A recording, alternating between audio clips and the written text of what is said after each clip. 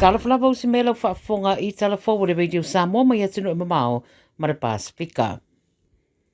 Waripatea mai le whaawawa o sa whainga a Amerika whaasanga ia Iran I lalo whaatununga le President Donald Trump. Waripatea rau whaasaralau a Iran le whaalongoina o sa whainga I whaaitu e bei o Bandar Abbas, whapea Kish o Keshem ma Abu Musa.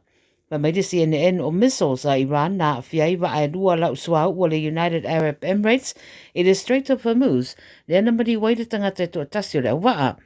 Whaidua foi di pote Amerika o le a whaawo peono lātou polokaina le wheo ai o waa I wafua Iran ma waripatia foi le toi alu ilunga le tau o le suau ui nisi no fuanga. Whai mai ua vaia le whao popo wa le tau a le militeri a Amerika I sa sae tūtotonu a o whaawo waia lātou o sa whainga I a Iran. I kānata o le sa ave mo mawhai pule I kānata o Inky Mark, ua pueina leo na ua maua I se uta o whana o pulu maisi au penga, e au fiai ma le whaita wafe o tupeilo na whale.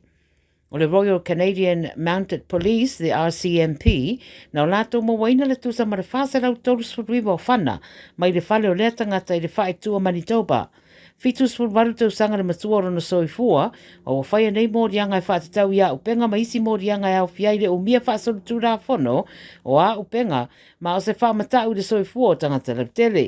O toi te tara I tua mai le vainga neo ai na whiriwhiria e vea mapule nuu o le whae tua Dauphin I le awhipsarau I wawha, na toi whaia ina I le pārota le rua awhese fulu, ma sa vea foi masui o le Reform Party of Canada.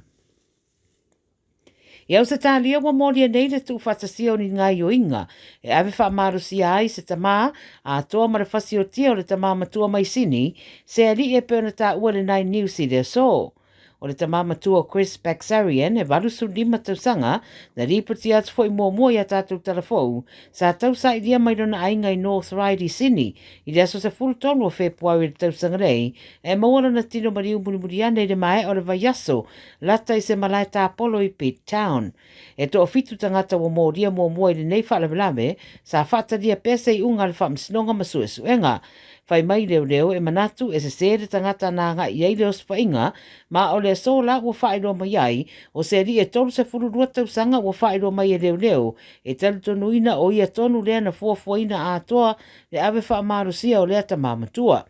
Sa poina le ri e tolu su rua tausanga le Blacktown, mōri ai roa I le whalavelave. E le italia le tarosanga te tala I tua, ai whai mai leo, o le ato e tūra I le whaamsinonga I le aso se furu fitu I ulai, no na winga o le vai aso nei lava. Whai mai o lo wha wausu e suenga, a tau mwhai leo wha mautu, po o ai le vaenga mai whafo le atan tonuina, na wha tonuina mai le ave wha marusia o le ata mamatua.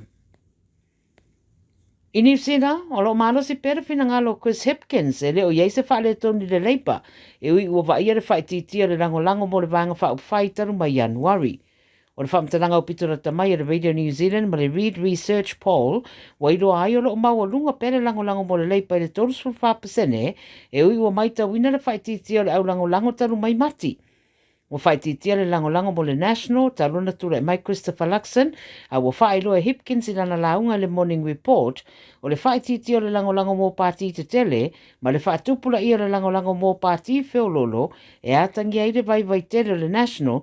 e le taita inga le whainga malo. Na whaelo e Hipkins mō ia, o lo taurai le whausia o se platform e mautinoa, e mawhai no o ai I se awanoa e toe whausia I se whainga malo a le Labour, I le mai au le whainga paro taulo loma. Na whaero foi Hipkins e I oe foi le Labour e te tau na awai New Zealand I le tala noanga e whaatatau I le Ocean of Peace Alliance whaatasi ma Ausitalia ma Fiti.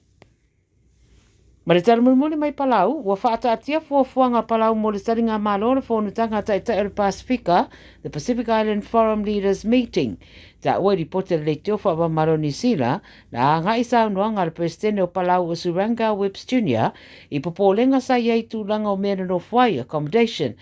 Po le auta a alo ia ma whaero ai foi, o whaururunga o atunu o le a awa iatu, ua mautu le whaonga ina o wharitani malo. Pei tai o isi no whanga I le a ai, ua wawe o na whaatumuria ma ua lapata ia I tangata anu o lo o awanoa ane li potu, pe soso ni atu le tari ngā malo, ma te tau na lisi rungo le Airbnb. Pa mautuane le minister fa msinonga wa mai a fa tulanga vanga tau pui ngai le tunu ma ro fa mo fo i le lango mai pa anga fa avau malo. Tala ia le video Samoa mo le nei aso manuia ngā ruenga o whenga iai.